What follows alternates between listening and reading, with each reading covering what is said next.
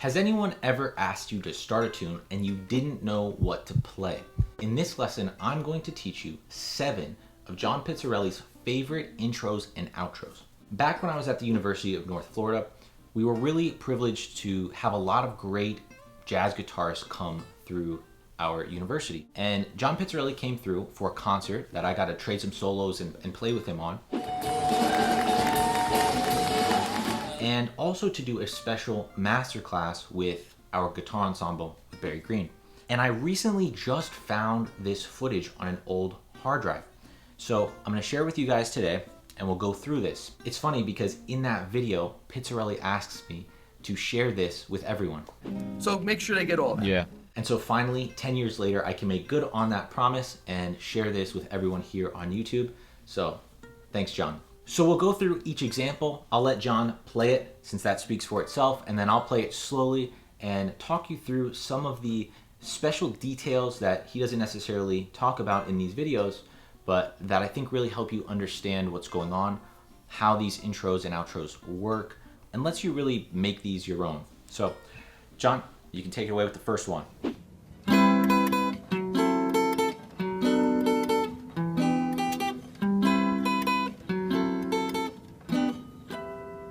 Put a little ending on it. Okay, so what do we have? We have a 2-5-1 in the key of G, and these are short little 2-5s, right? So 2 beats each.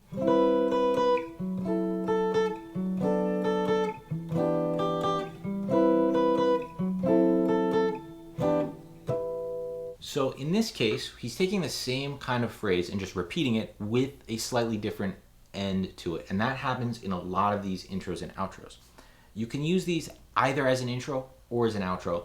All you really need to worry about is what key you're in. In this case, we're doing them going to key of G. So we have that 2-5, A minor, D7. We're starting with that. We have this G major 9, and then the 6th chord. So it's really like a 2, 5, 1, 6. And a lot of the voicings he's using here, we're just doing very straightforward drop 2 voicings, and then we'll be paying attention to the melody that he uses. A common technique in a lot of these is alternating between hitting that 4th string as a sort of bass note and then the melody part. So we get this.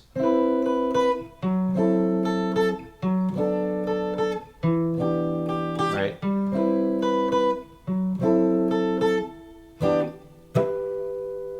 Let's take a look at example 2, which uses a different melody for this 2-5 and is a longer 2-5. We don't always want that short 2-5 feel. Sometimes we want a measure for each of them.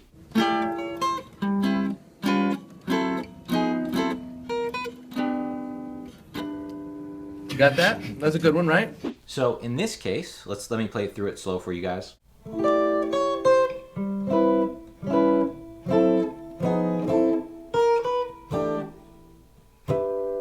Right, so that same harmonic thing to end it. But what's going on here? He's taking this normal, common A minor 7 drop 2 voicing with the 3rd on top and adding in this melody of 4th going down to 3rd. We get that same bass type of thing. He changes that to A9. So that A minor we extended by having more melody notes. Okay, now we're on the D, D9. One way you can extend on a dominant chord is just chromatically move it. You hear this a lot in comping, right? So that gives us more time. He sort of does the reverse. On this A minor, we have this melody moving down, and now on this one we have it going up. He just plays those single note. So we don't need to harmonize every single chord. To G6-9, and then that. You'll see G6-9 or G6 as a common ending voicing getting to a certain key, at least in this kind of more traditional swing style. Example 3's really cool. He starts to use some diminished chords, so let me show you how we can add that in after he plays it.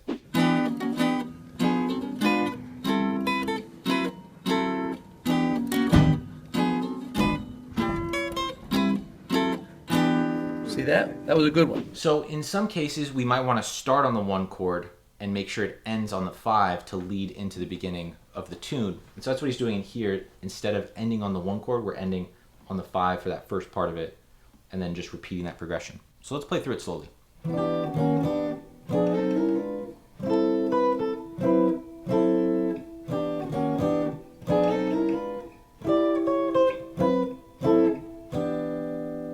Few things to notice here. We're actually using an E minor 7 drop 2, which is also a G6, and doing that same sort of chromatic movement down that we saw in the previous example with D9. And then our 6th chord, we're going to treat like a dominant chord, and a great voicing for that is this diminished, and you can do this triplet leading in, right? At a faster tempo, it's just sliding in, right? And then we go to A minor, just playing with the A minor 7, A minor 9, D13, repeat. So that's our 1, 6, 2, 5. He starts the thing again. Different melody up higher, this other one we saw. You also get a lot of this syncopated chords on the upbeats, right? And that also helps drive it forward. Okay, starting here, we start to really get into some cool stuff, and you definitely want to stick around for some of these later ones because Pizzarelli plays some stuff that just takes it up to another level. And we start off with this to get us ready for that one that I'm talking about.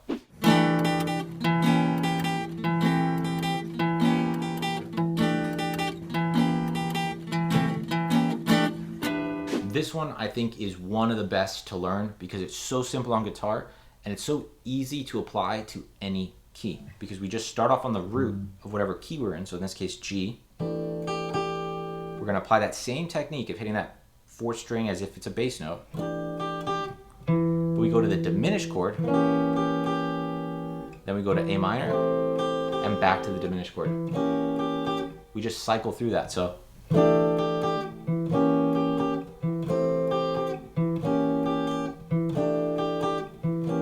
faster. And that one works great, especially for medium tempos, or if you have to play an intro for an extended amount of time, this one is your friend.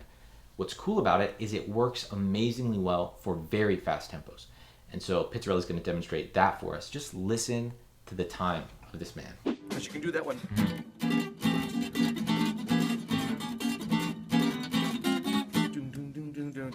Okay, we're not going to get into his Freddie Green technique in this lesson. I will in another one if you want me to. Just let me know in the comments. But let's talk about how to play this fast. It's really important that we get our picking right on this and the way our hand's moving. First thing to notice is he's playing up higher on the fretboard. And he talks about playing in this style, you want to think compact. You want to think very tight and articulate strums. Very quick little strums. And so let's do it slowly so we can get that down. We want to make sure we have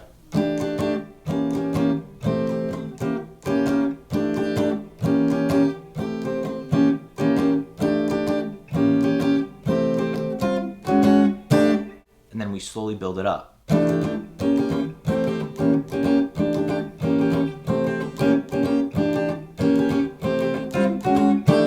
Eventually, you get this motion down.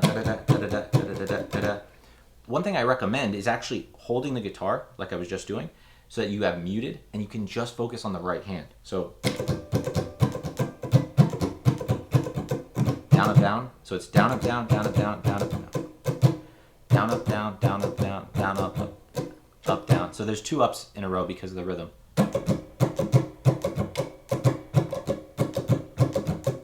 And that just makes sure you focus on getting the right hand feeling good.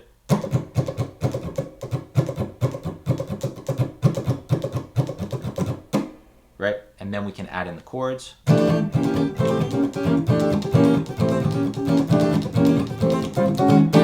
Okay, so that covers us for a lot of very straightforward intros and outros. But this next part is really going to take this to a more advanced level. And it's talking about how the notes inside, in the middle of the chord, can move to give us different melodies. We were looking at top note, or top note melodies as moving. But there's actually some really nice intros and outros we can get in the middle set of strings when we have the inner voices moving. And again, this is a little bit more advanced concept, but there's two great examples here that I want to share with you that Pizzarelli gets into. Ready? 2, same thing, 4. A great voicing where the root of the chord is our melody note. So A13, right here.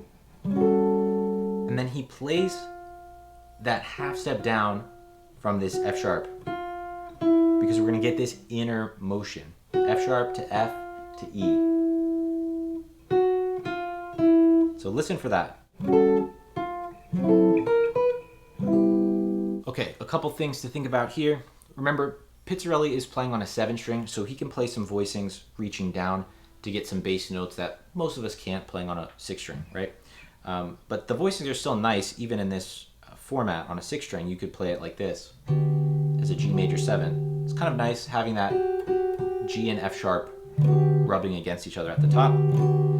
But notice that F sharp to F to E with that. We copy the same melody that we did on one of our early examples here.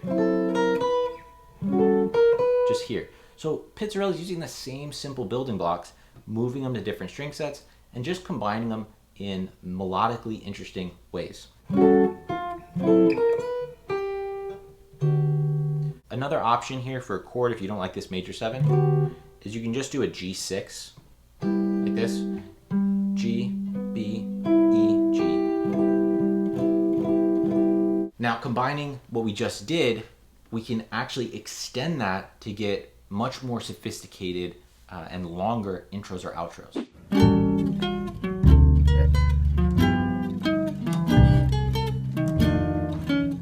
E flat.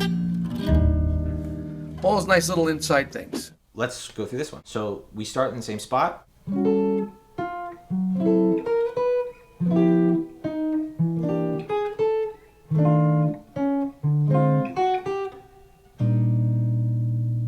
Now, the way I notated it very simply, playing all those chords together, if you notice, if you listen carefully, Pizzarelli's doing that same bass line thing of separating that chord. So he's going, he hits that bass first and then the chord.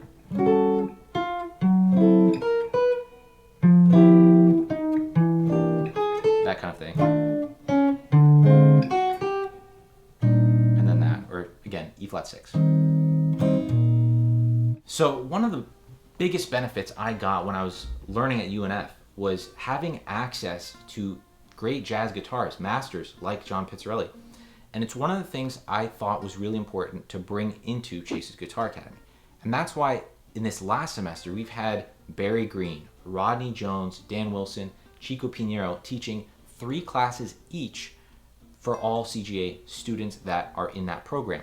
And then in 2025, coming up very soon, we're going to have another great lineup of jazz masters teaching master classes once a month. And this is accessible to anyone in the CGA Pro Plan and above. And we have Corey Christensen teaching in January. We have Cheryl Bailey teaching about practice, how to get your practice routine right in February. We have Tim Fitzgerald, who's the world-renowned scholar on Wes Montgomery. He's going to demystify and decode Wes Montgomery's playing for us. And then we have the great Bobby Broom teaching you how to play more melodic solos over different harmonic contexts, different chords with some real practical advice.